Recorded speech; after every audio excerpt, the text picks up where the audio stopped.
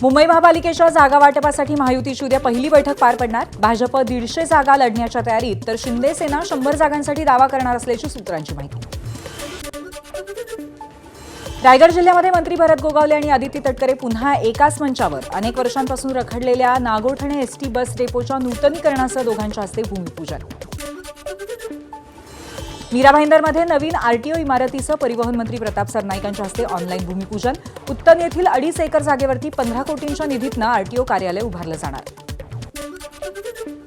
कोल्हापुरामध्ये 35 वर्षांपासून रोजंदारी करणारे 156 कर्मचारी सेवेत कायम। उपमुख्यमंत्री एकनाथ शिंदेंनी केली प्रस्तावावरती सही। आमदार राजेश क्षीरसागर यांच्या कार्यालयाबाहेर केएमटी कर्मचाऱ्यांचा जल्लोष। मराठी शाळा वाचवण्यासाठी 18 डिसेंबरला महापालिकेवरती मोर्चा। मुंबईसह विविध भागातील मराठी शाळांची दयनीय अवस्था। अनेक मराठी शाळा बंद करून त्यांच्या जागा बिल्डरांना दिल्या जात असल्याचा दावा। महाराष्ट्रात शालेय विद्यार्थ्यांच्या सुरक्षेचे नियम कडक। शारीरिक शिक्षा आणि मानसिक छळावरती बंदी। गंभीर प्रकरणांमध्ये पोलीस कारवाई अनिवार्य।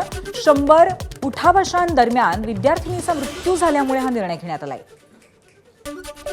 चंद्रपूर मनपातील लेट लतीफांच्या नव्याने रुजू झालेल्या आयुक्तांचा दणका। वेळेत न येणाऱ्या अधिकारी आणि कर्मचाऱ्यांना गेटवरच ठेवलं तात्कळत। काही वेळाने लेट लतीफांना कडक शब्दात समज देऊन नोंदी घेऊन कामावरती रुजू केलं।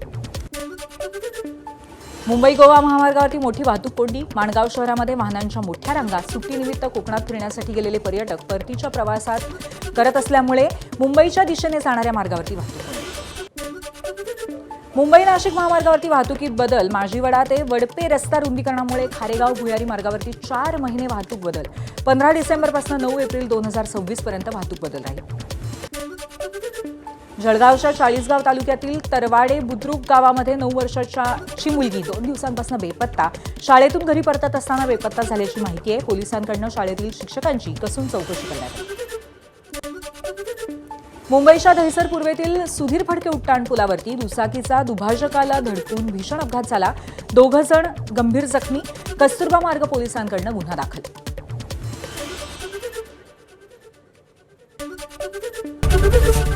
एबीपी माझा, उघडा डोळे बघा नीट।